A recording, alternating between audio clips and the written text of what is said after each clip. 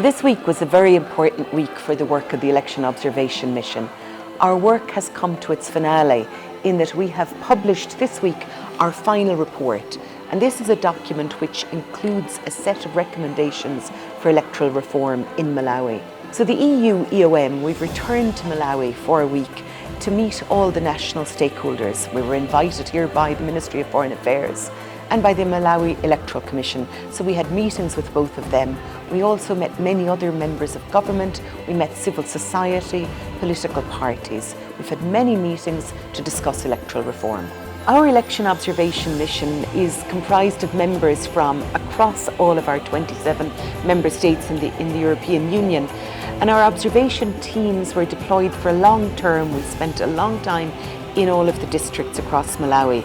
And our teams were comprised of men and women. We really internalise the mission that we try to espouse here. We espouse gender equality, so within our mission we had gender equality too. This is the 5th time that the European Union has deployed an election observation mission to Malawi.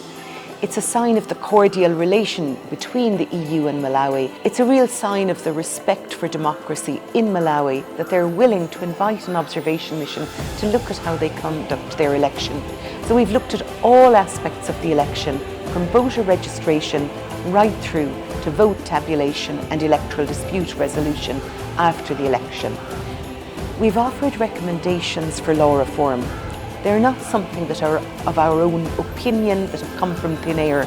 Rather, our recommendations are drawn upon the international legal standards, the human rights standards for political participation that Malawi has itself signed up to. So these are regional, Africa Union, SADC, and international, the UN and the like. So it's all about human rights, the rights of political participation, the rights of the voter, the rights of the candidate, the rights of political parties. It's about freedom of expression, freedom of the media, and it's about equality in all those realms of participation. We like to think that these recommendations are our legacy. The document is something that will remain. Our mission now ends this weekend. The catalogue of recommendations is offered in the light of the fact that there will be elections again in 5 years.